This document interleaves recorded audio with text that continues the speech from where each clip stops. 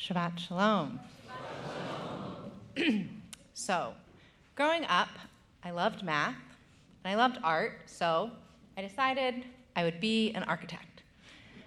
While this isn't how things turned out, it led me to a love for Frank Lloyd Wright and to visiting Falling Water, which is a home built into a rushing river with an entire section of the structure suspended between waterfalls. This is made possible by a design element called a cantilever, which is a long beam which projects out while being anchored only at one end, which creates the visual effect of a gravity-defying structure, a suspension of reality, a living room floating out into space. Perhaps that sense of hovering over rushing water, defying gravity, being both anchored and suspended in space, feels as resonant right now for you as it does for me. Being alive right now, being a queer person, being a parent, being a Jew, rooting for democracy, feels a bit like standing on the edge of a vast unknown, being suspended over rushing water. In this week's Parsha, Moshe gathered the people who knew a thing or two about the unknown, and he imparted a few key messages. Shabbat, we're going to keep it. Mishkan, a sacred place for the divine in our midst, we're going to build it. Your hearts, it's time to open them wide. And your gifts, it's time to share them, perhaps wider than you ever imagined. And they did. Everyone whose heart was moved brought a gift, and everyone with a chacham lev, a wise heart, contributed their skills, and there was more than enough. Moshe had to tell them, Dayenu, we're good, we're overflowing with glimmering and glittering and aromatic, surprising, and rare materials. There's even a dolphin skin in the desert. And we are full up on people contributing their weaving, their crafting, their stone cutting, and their carpentry. What a vision. And I wonder if perhaps the depth of the outpouring of the beautiful offerings of material, of skilled labor, has a correlation to the depths of the unknown that they faced. And then I wonder, how was there truly such an abundance? People racing to give the precious materials they had carried out from Mitzrayim. How were the materials and skills that were needed to build the Mishkan exactly the materials and skills that the people were called to give?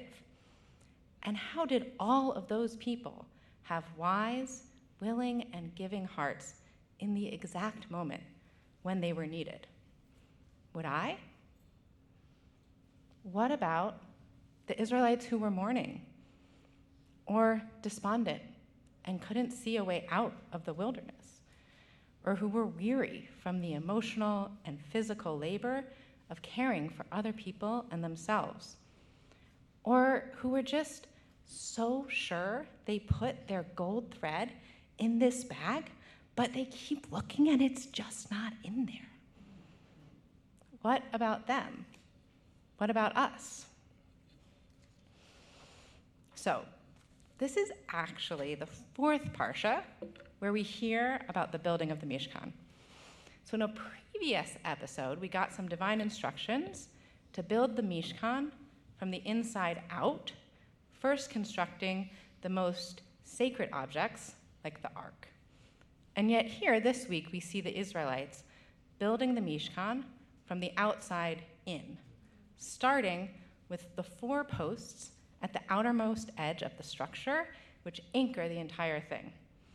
And I want to pause us here on this image of these 4 anchoring posts and on the number 4 itself. So where the number 7 is associated with the days of creation, the divine, the number 4, I would argue, is associated with all that is definitively quite human. We have the 4 children of the Passover Seder, each with a different orientation. There's the wise, the wicked, or cynical, the simple, or it is what it is, and the child who doesn't know where to begin. And while I'm sure we could debate the framing of these children, each one of them is essential to the Seder's retelling of our collective story. And our friends the Kabbalists bring us not just Kabbalat Shabbat, thank you, but also 4 different ways of reading Torah to utilize our capacities to engage with what is in front of us. The Peshat, the surface, the Remez, the allegorical, the Drash, the midrashic way of expanding the text, and the Sod, the mystical or the spiritual level. So while we recite daily in the Shema that God is one, our tradition teaches that we should expect and acknowledge human difference, and that there are at least 4 ways of being, at least 4 orientations to the text and to the divine, and of course, each of these also contain an infinite number of iterations, because that's Judaism. So we quite literally grasp onto this teaching on human difference through the 4 corners of our tali tot, with 4 tzitzit, which we wrap around our fingers, and through the atzei chayim, literally the trees of life, we use as handles when we roll the Torah. So let's return after that numerical detour to the question, how did they and how will we show up with a chacham lev, the wisdom, skill, or generosity called for in this moment? Perhaps there are at least 4 ways to understand a chacham lev, and perhaps each and every person has access to at least one in any given moment. Perhaps your chacham lev is having a broken, open heart and the capacity to share with those around you your sadness, your fear, your vulnerability. Perhaps your precious offering is memory, the capacity to remember how we got here and the necessity of retelling the stories of how we, as a queer and trans community, as New Yorkers, as Jews, have danced and raged and rallied and cared for each other through the unknown time and time again. Perhaps your skill is very particular and technical, and you sometimes don't know how valuable it really is, be it making a meal train or teaching people to use Signal or making or ordering the perfect soup for a friend or enabling everyone online to experience community.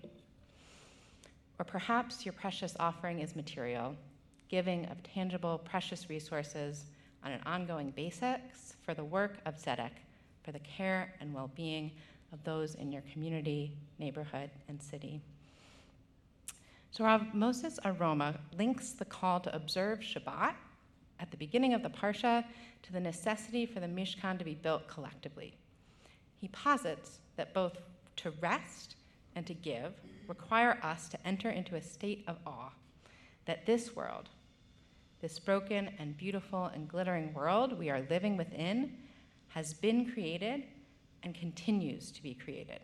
This type of awe is required to snap us out of what Mordechai Kaplan calls our ego isolation.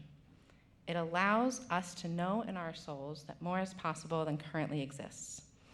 And we need this type of awe because it's actually quite difficult to be as generous as we could be, to offer our skills in the face of the unknown, to ask for support when we don't know if it will be answered. And this is why the Mishkan was collectively sourced, because it is vital that we know that we can and that we will rise to the occasion because our ancestors did it before us. We will never be able to build what we have not first cherished in our hearts, teaches Joanna Macy. So I want us right now to take a moment to cherish the beauty of being here in person and online together on Shabbat, to take a breath and take a moment to be awestruck, if you so choose, by each the Chacham Levs in this room. I'm counting us all in that. So just take a moment and look around the room on the Zoom screen at all of these wise and skilled hearts here in this room. We have exactly enough Chacham Lev to co-create the sacred space called for in this moment. May we each pause to wonder and marvel at what is beautiful and sacred in our lives. May we cherish the wisdom in each of our particular hearts, and through these sacred acts, may we continue the lineage of the Mishkan builders, our ancestors with wise and generous enough hearts to meet the moment. Shabbat Shalom.